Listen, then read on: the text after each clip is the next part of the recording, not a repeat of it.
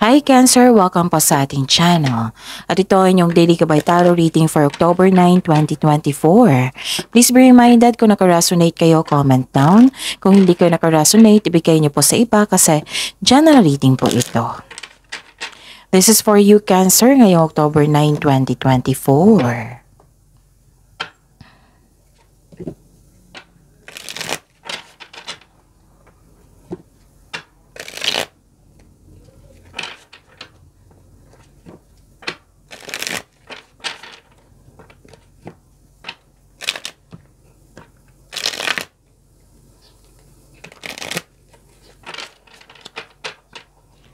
Para po ito sa inyo Cancer ngayong October 9, 2024. Maraming salamat po sa inyong patuloy na suporta at maraming salamat din po sa mga hindi nag-skip ng ads. Gamitin ang reading na ito bilang gabay lamang sa mga hindi pa nag-subscribe. Subscribe na po kayo at click bell notification para malaman nyo na may bago tayong video. Para sa mga gusto magpa-reading po, may lumabas dyan sa screen nyo ngayon. Panoorin nyo po at sundin ang instruction. Calling the attention sa mga suki ko dito na Cancer, open na po inyong Monthly Gabay Tarot reading for October 2024. May 6 months from now reading tayo at love life reading po. So message me Cancer for schedule. Maraming salamat po. Spirits Guide, mga ganap po ngayong October 9, 2024 para po kay Cancer. I need 3 cards po.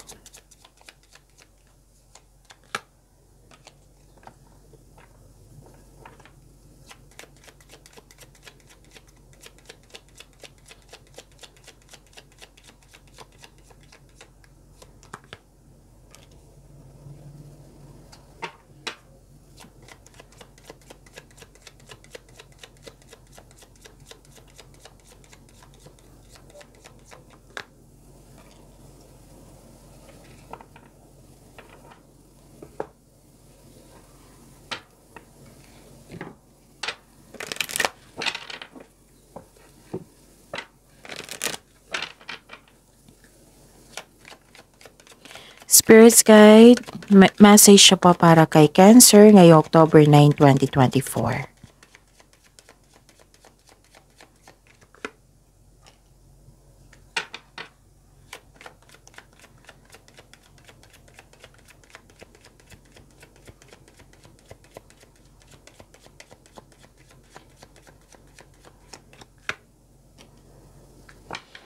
Cancer. Okay. May paalala po ang card niyo po dito, Cancer, na iwasan niyo po daw magalit ngayon kung pwede. Kasi may nag-provoke sa inyo dito eh. Some of you na may nag-provoke dito tapos nagalit kayo na kasi nasaktan kayo at may argument. Wow. Nakikita ko dito, Cancer, may solusyon sa inyong problema, sagot sa inyong mga katanungan. Oo. Nakikita ko rin dito, nagdesisyon ka. Pwedeng regarding sa inyong passion ito. At may kasama ka. Oo. Yung natutuwa ka sa inyong kasamahan, kasi nagbigay ito ng loyalty, support sa iyo. Pwede din na may bago kang pet, bago kang gamit, na makapagbigay sa inyo ng comfort. Tapos, pwede din na hired kayo as katiwala.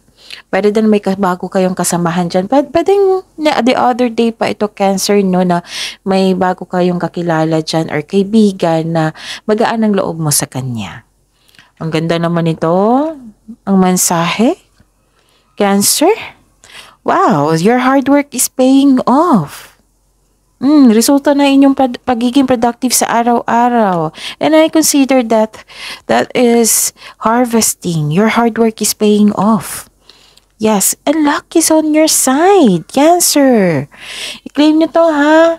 Solusyon sa inyong problema, desisyon, yung nagiging happy kayo kasi may kasama kayo or may napatunayan, and na-hired kayo as katiwala.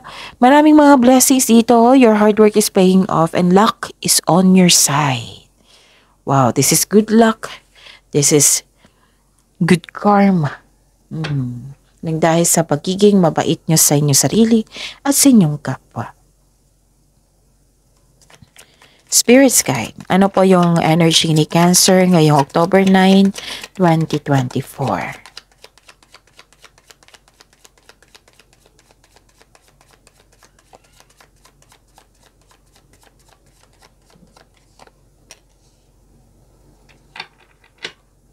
And the clarification of this card po.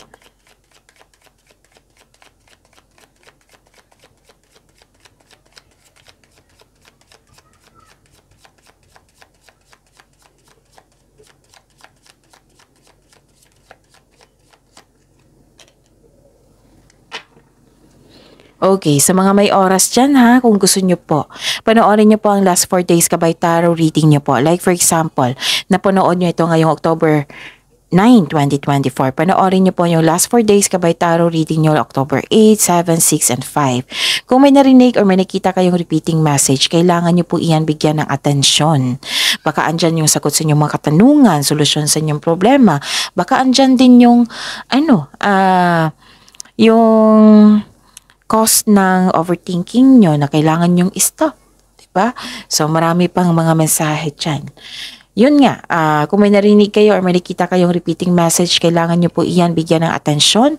Kung maaari po, bigyan nyo po ng solusyon at aksyon. Remember, Cancer, at the end of the day, alam mo na ikaw lang taong may kakayahan at responsable na gumawa ng sarili mong katotohanan at kinabukasan. So, ano yung energy mo, Cancer? Wow, this is hope and healing. Ang ganda. May nakita rin akong fame dito and award. Nakilala ka sa inyong galing at talino. Yes. This is hope and healing. May dumating na opportunities po. This is renewal na may nagkaayos dito. Pwedeng ganun. Pwedeng renewal ng project, kontrata, ganun. This is fate. Resulta to sa inyong fate. Kaya may luck is on your side dito. Your hard work is paying off. Yun.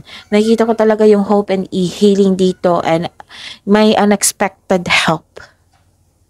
Wow, ang ganda. May pag-asa kang madama, maging positibo at gumawa ng paraan.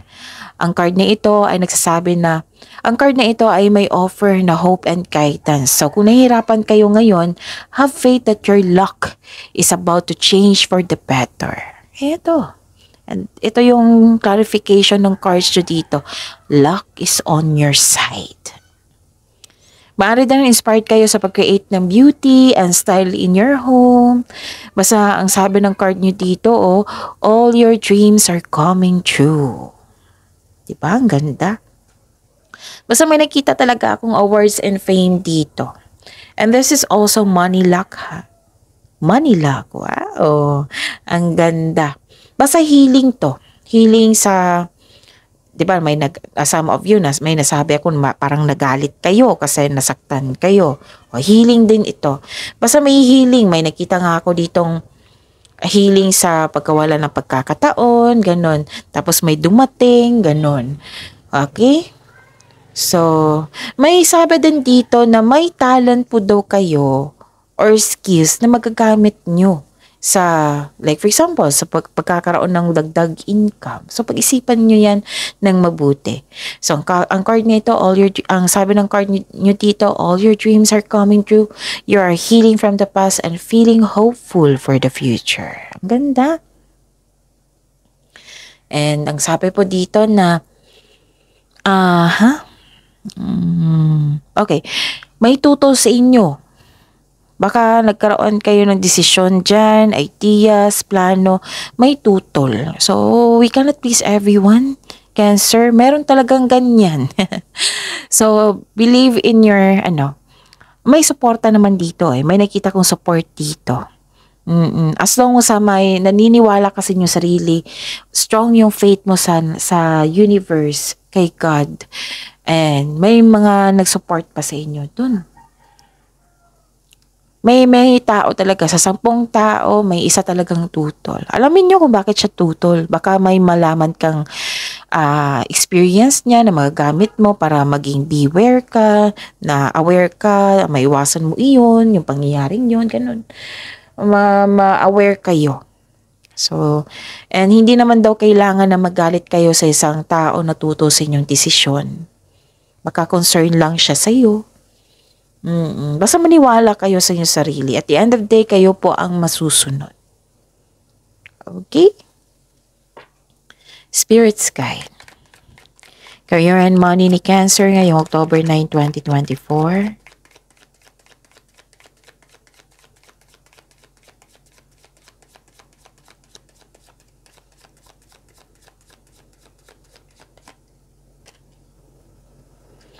the clarification of this card po.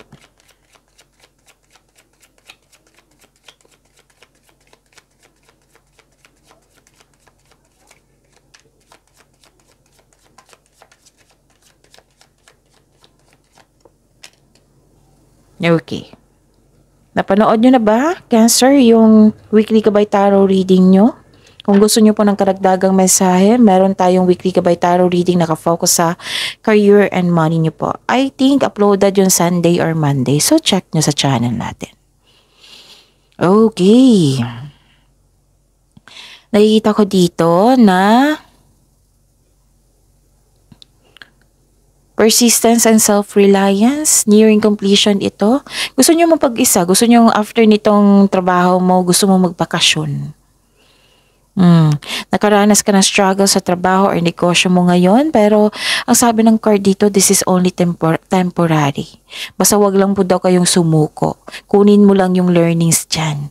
And don't give up, move forward. Oras na para gawin ang huling hakbang tungo sa pagtatapos ng isang proyekto o pagtatapos na pang matagalang pagsusumikap. Actually, may posibleng may atake sa'yo, bagamat ikaw ay ready. Yun nga sabi ko sa inyo dito na may nag-provoke sa inyo, nagalit kayo, nasaktan kayo at nagkaroon ng argument. Pero handa ka dito eh. It might be, nalaman nyo ngayon, tapos nagiging handa kayo kung na may posibleng atake, tapos ready kayo. Okay, posible ring may hamong parating, like for example, delay, so habaan nyo pang pasensya nyo, or na-stress kayo sa isang sitwasyon or sa isang tao, nang dahil sa taas ng ego or pride. So, sabi ng card dito, hindi na kailangan na magalit kayo, habaan nyo lang po yung pasensya nyo. Okay? Kasi kung hindi mo bibigyan ito ng pasensya, magkakaroon siya ng blockages. Like maiinis ka, o like ma-disappoint ka, dibdibin mo yung mga nangyari, ganun. So, ang assignment nyo dito, pagpasensya. Remember, Cancer, walang problema sa inyo, may problema yung taong yun. Kung gusto mo siyang tulungan, i-pray nyo siya. Yung sabi ko sa inyo sa araw-araw sa lahat ng signs. Instead na ma-worried kayo, disappointed kayo, na-stress kayo sa kanya, instead na magkalit kayo sa kanya, isumbong nyo siya kay God. Isuko nyo siya kay God. Mention this person's name. Hindi sa i-curse siya, kundi tulungan. Para matulungan din yung sarili niya. Yung sabihan nyo si God na, God, isuko ko si ano sa iyo. Hindi ko kasi kaya, God. Sabihan nyo, magiging honest kayo. Kasi kung hindi kayo magiging honest, alam naman ni God yung ano yung nararamdaman mo. Mas mabuti kasi magiging honest tayo sa ating sarili. Para ma-release natin to. Na sana'y maging mabuti siya sa kanyang sarili at maging mabait siya sa kanyang kapwa. Tapos move forward na kayo. Huwag lang kayo mag-give up. Huwag kayong magpa-apekto sa mga nagbibigay ng stress nyo dyan. May problema yung taong yun, walang problema sa inyo. If I were you, huwag kayong magpa-apekto. Okay? Nakaramdam ka ng pagod dito, gusto mo namang sumuko, kaya nga may sabi ng card dito, huwag kang sumuko, Cancer. Move forward. After nito, kung matapos na, dyan, pwede na kayong mag-vacation leave. Okay? Nakikita ko rin dito na may tutol talaga sa inyong desisyon dito. Kanina pa to Cancer. May tutol sa inyong desisyon. Plano, desisyon, may tutol sa inyo or trip niya lang, ganun. May problema talaga yung taong yun. May challenge dito sa group of people. Pwedeng family mo or kasamahan mo dyan sa trabaho. Parang kinukontrol yung desisyon mo, ganun. Yung desisyon mo para hindi masunod yung gusto mo sa buhay. May nakita rin akong conflict dito over property. Pwede din na may nagkaroon ka ng hesitation para lumabas sa comfort zone. May tao talaga dito nagbibigay ng sakit ng ulo sa inyo dito. Mag-ingat po daw kayo sa taong mapanlinlang at pagnanakaw. So may tao talagang hindi totoo sa inyo. May taong nag-take advantage sa inyong kabaitan. Okay? So yon yung mga reminder dito.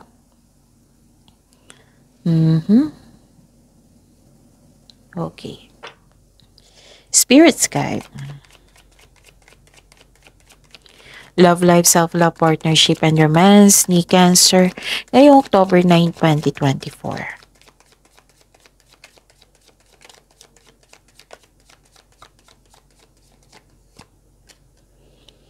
And the clarification of this card po.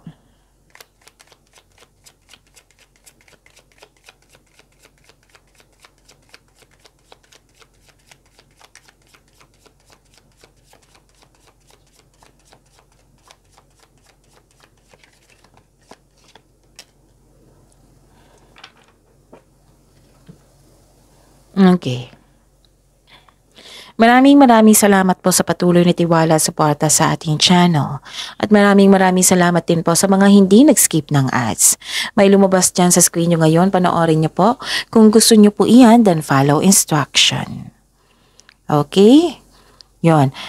Kung gagawa kayo ng plano dito siguruhin nyo po daw na konkretong plano yan. Kung mag-decide kayo, siguraduhin nyo ang karapat-dapat pa. Ganun. Be wiser. Pag-isipan ng mabuti, don't rush things. Okay? May ma-encounter ka talaga na immature na tao dito na mahirap kausap. So, sana iwas stress tayo. Yung sabi ng card dito, pasensya. Yung assignment nyo is pasensya. Habaan ng pasensya. Pwede din na frustrate kayo kasi gusto mo may ganap dyan. Pwede, like for example, sa pag-iibigan, gusto mo may ganap. So, ang sabi ng card dito, kung gusto mo magkaroon ng ganap, if you want to see the results, build concrete plan without rushing. Yan yung sabi ng card dito. Okay? Tapos, kung isa sa mga katulong sa inyo, no, yung mag-ask ka ng, anong tawag ito, ng advice sa mga wiser, sa mga nakakatanda sa inyo, na may mga experience na. Baka, isa din sa dahilan niya na mabigyan ka ng solusyon sa inyong problema. Yun ha. Ano pa? Kasi may nakita ko ditong hindi pagkakasundo na dalawang tao. Pwedeng sa couple ito, o sa buhay mag-asawa, sa may relasyon. Pwedeng sa kaibigan mo ito, or sa pamilya mo ito. Hindi nagkasundo. Kanina pa to ituto sa inyo. Nakikita ko rin dito na nagkaroon ng disbalance. Dalawang card na nagsabi dito frustration.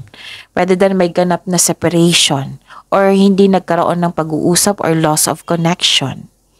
Or na may nag-promise sa inyo pero hindi niya binigay sa inyo. Hindi siya hindi niya tinupad yung usapan niyo. Ganon.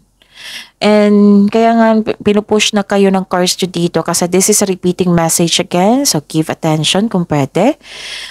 Nalilito ka sa paggawa ng desisyon. So konkretong plano ay kailangan. Huwag nyo lang i-rush. Pinupush ng cards nyo dito.